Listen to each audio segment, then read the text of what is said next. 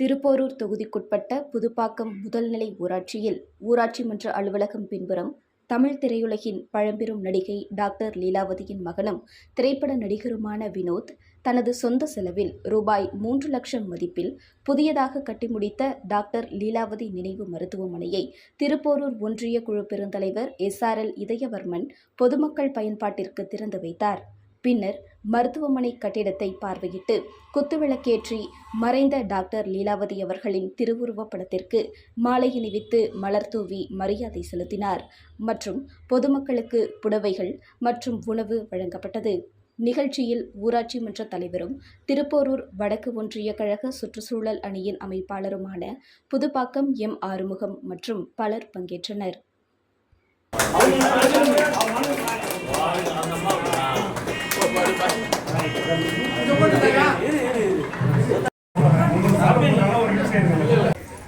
பழம்பெரும் நடிகையுமான லீலாவதி அம்மாள் நினைவாக திருப்பூர் ஒன்றியத்தின் சார்பாகவும் மனமார்ந்த நன்றியை தெரிவித்துக் கொள்கிறேன்.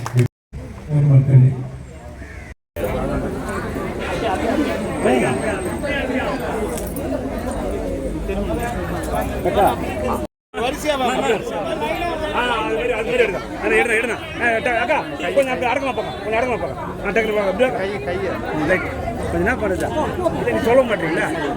அவங்க இந்த பக்கம் செஞ்சு டக்குன்னு வாங்க, நீங்க போலாம், நீங்க கிளம்பா செஞ்சுங்கிறாரு.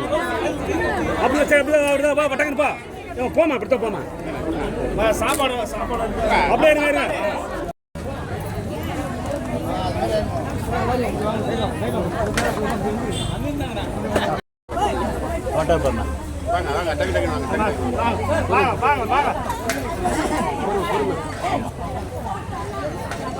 அது இது வாங்கிக்கணும்.